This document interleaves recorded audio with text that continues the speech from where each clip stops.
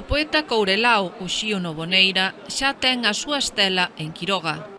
A estela, inaugurada polo seu fillo Uxío Novo e polo alcalde de Quiroga, José Luis Rivera, está colocada diante do emblemático establecemento El Derroche, situado no centro da vila quiroguesa. Uxío Novo falaba no acto de inauguración da vinculación do poeta con Quiroga e con moitos quirogueses os que unía a amizade, e de que este punto foi o escollido por supoñer unha parada obrigada para o poeta cando saía e cando viña para a súa casa de Parada do Courel. Quiroga foi para nós sempre a vila de referencia e nos quixemos que a estela estivera aquí diante do Derroche, onde meu pai, cando viña e volvía de Madrid e de moitos outros sitios, sempre agardaba aquí a Severo, que lle contaba todo como estaban as cousas aquí, e meu pai lle contaba como andaban as cousas en Madrid, mentre subían a Rubir por aí arriba para o Courel. O alcalde quirogués facía fincapé na importancia desta xornada para Quiroga. Pois é un día moi importante para Quiroga e hai que darlle a relevancia que ten, que gracias a vos sobre toda a fundación, porque gracias a vos podemos estar ahora aquí todos.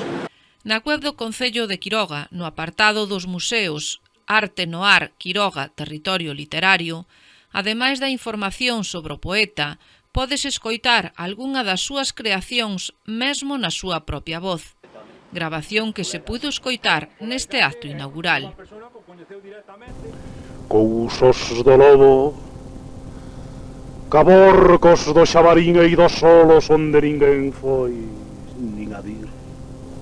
Os ollos ao lombo do lobo, os sonos negros e os xeitos borocos da noite, nun envoltoiro polos carreiros do monte, movendo nas flairas dos teixos, ruxindo na folla dos carreiros en busca da vaguada máis sola e máis medosa.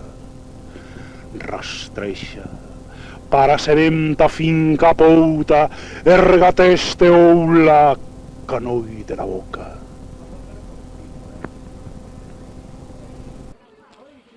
Esta nova estela incorpórase á ruta Quiroga Territorio Literario, grazas ao financiamento do Plan de Sostibilidade Turística do Consorcio de Turismo da Ribeira Sacra, que xa financiara a posta en marcha da ruta coa sinalización dos lugares vencellados a Pura e Dora Vázquez, Eduardo Moreiras, Ernesto Guerra da Cal, Luís Losada, Ángel Fole e Manuel María.